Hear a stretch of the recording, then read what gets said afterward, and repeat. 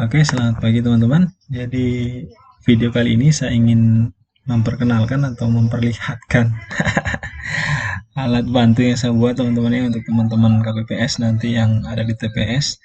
Jadi sebelum masuk ke penulisan C hasil, biasanya kita kan eh, ketika penghitungan suara itu kita langsung tulis di C hasil dan ternyata ada selisih, nantinya kita hapus dan akan mengakibatkan C hasil itu kotor teman-teman. Jadi saya bikin alat bantu yang membuat sebelum kita menulis masukkan ke C hasil, kita input dulu di sini. Ketika nanti sudah net, hitungan sudah sesuai, baru kita masukkan ke C hasil. Dan ini juga bisa mempermudah teman-teman ya, karena otomatis terjumlah seperti itu. Jadi untuk di sini saya menggunakan ada berapa kolom teman-teman ya. Ada data pemilih, kemudian data pengguna hak pilih, kemudian ada penggunaan surat suara. Di sini ada surat suara sah dan tidak sah seperti itu. Kemudian di halaman terakhir juga saya sisipkan validasi teman-teman untuk mengetahui apakah dia sudah valid atau sesuai hitungannya atau ada selisih seperti itu teman-teman. Oke, langsung saja kita demokan teman-teman.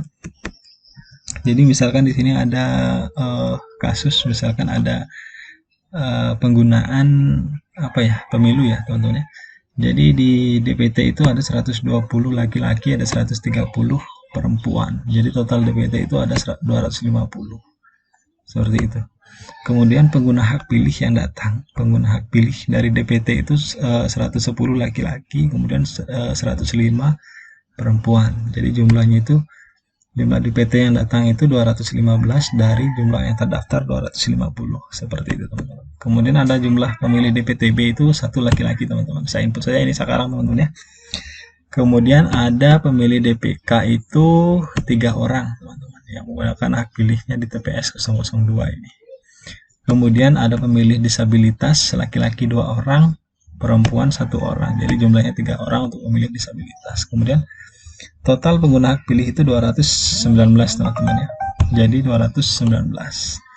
Kemudian untuk penerimaan surat suara itu ada 259 penerimaan surat suara. Jadi sebelum kita mau mencoblos itu atau memberikan menyalurkan surat suaranya ke wajib pilih itu, kita hitung dulu totalnya teman-teman ya, jangan sampai selisih nantinya di akhir jumlah awal dengan jumlah akhirnya teman-teman. Jadi kita pastikan dulu hitungannya itu pas seperti itu. Kemudian untuk jumlah pengeluaran surat suara itu ada 219 teman-teman ya. Jadi jumlah pengeluaran surat suara ini harus sama dengan jumlah pengguna hak pilih. Jadi seperti itu. Kemudian jumlah surat suara yang rusak atau salah dicoblos. Jadi ini surat suara ini tidak termasuk surat suara yang tidak sah teman-teman. Jadi ini surat suara yang rusak atau salah dicoblos oleh wajib pilih. Jadi dikembalikan ke kita. Itu hitungannya masuk di sini teman-teman. Di surat suara rusak atau salah. Itu ya. Misalkan ini tidak ada untuk pemilihan presiden, tidak ada surat suara yang salah atau rusak.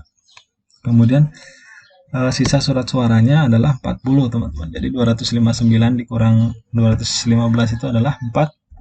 Seperti itu. Kalau teman-teman kurang yakin bisa dihitung kalkulator. Jadi tapi saya rasa tidak perlulah karena ini saya menggunakan rumus otomatis teman-teman ya.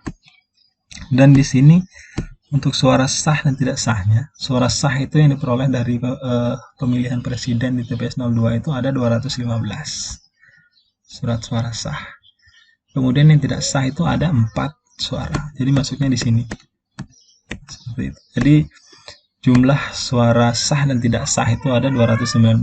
Nah, jumlah suara sah dan tidak sah ini harus sesuai juga dengan harus sama dengan jumlah surat suara yang digunakan. Seperti itu. Jadi kalau ini selisih kan tidak masuk akal.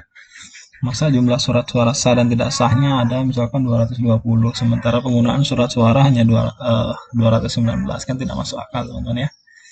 Nah, kemudian di sini untuk validasinya. Ini validasi ini akan muncul apabila antara jumlah pengguna hak pilih dengan pengeluaran surat suara. Pengeluaran surat suara ini ya, saya ulangi. Validasi ini muncul, valid ini muncul apabila jumlah pengguna hak pilih dengan pengeluaran surat suara dengan jumlah surat suara sah dan tidak sah itu sama. Jadi apabila ini ada perbedaan antara jumlah pengguna hak pilih dengan pengeluaran surat suara dengan jumlah surat suara sah dan tidak sah, maka dia akan muncul selisih. Oke, kita buktikan teman-teman. Misalkan tidak sahnya di sini saya jadikan 5 teman-teman ya. 5 surat suara sah, 215 suara tidak sah. 215 surat suara sah, 5 suara tidak sah seperti itu. Jadi totalnya akan jadi 220. Oke, kita enter.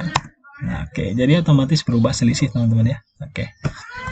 Jadi untuk seperti itu untuk cara inputnya teman-teman ya. Kemudian untuk input DC hasil, panduan menulis DC hasil itu ada di, kita lanjutkan. Jadi untuk panduan penulisan DC hasil itu ada di sini teman-teman ya. Jadi untuk laki-laki 120, perempuan 130. Jadi dia mengambil data dari inputan ini. Di inputan tadi DPT-nya ada 120 laki-laki, 130 perempuan dengan jumlah total 250. DC hasil sudah sama seperti itu ya. Jadi di mana selisihnya? Selisihnya itu ada di penggunaan surat suara seperti ini ya. Dan data suara sah dan tidak sah ini nanti ada di paling belakang dari lampiran ini teman-teman ya. Dia ada di paling belakang. Jadi saya gabung di sini, nanti kan ini yang perlu perhitungan teman-teman. Jadi saya cantumkan di situ supaya mempermudah dalam penulisan nanti. Oke, kita perbaiki coba. Perbaiki tadi yang surat suara sah itu ada, surat suara tidak sah itu ada 4 seperti ini. Oke, dia valid kembali. Kemudian di lampiran isian C hasil juga dia sudah valid seperti ini.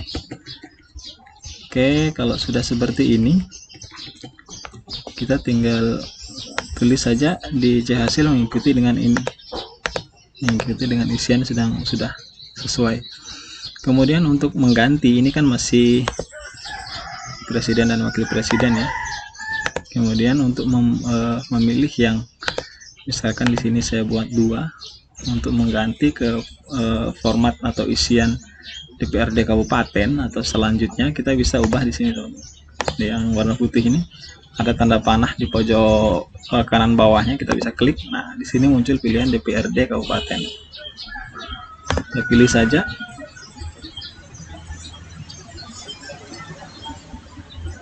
Kita pilih, kalau sudah kita pilih maka hasilnya akan berubah sesuai dengan data yang kita inputkan pada kolom DPRD kabupaten seperti itu. Jadi di sini 218 ya teman-teman ya, karena ada DPTB yang tidak memilih untuk DPRD kabupaten, misalkan seperti itu. Oke, saja mungkin yang videonya. Apabila ada yang kurang jelas silahkan di komen di bawah ya teman-teman ya. Oke, terima kasih sudah menonton, sampai jumpa.